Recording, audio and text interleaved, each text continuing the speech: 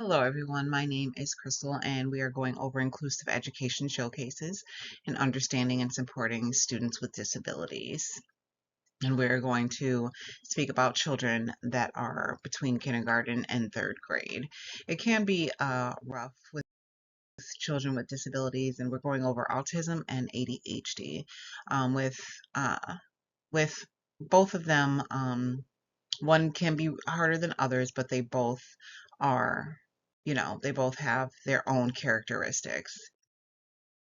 When it comes to autism, um, their characteristics can be, they can have difficulty communicating.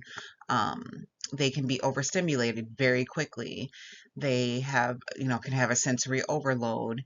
It can be a rough situation for them, but they, um, are very, we want to wish, think the best of them, that they can do the best. As long as they've got the supports and we're working towards the main goal of their success, we can be successful with them.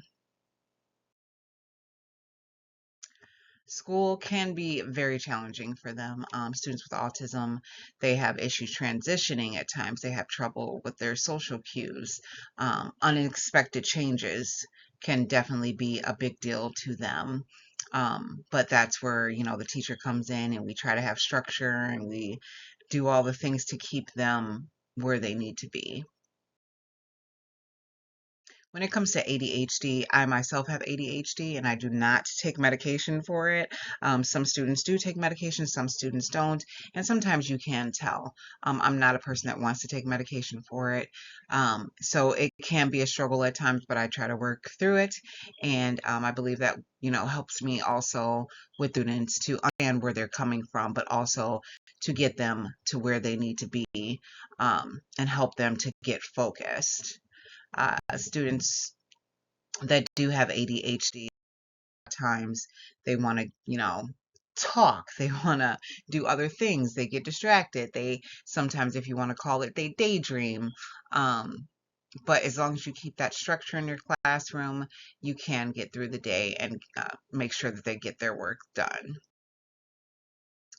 When it comes to the student's privacy, when it comes to disabilities and things like this, you want to make sure that you're keeping their information private. You're only giving it to, the certain supports that you need to and the personnel that you need to.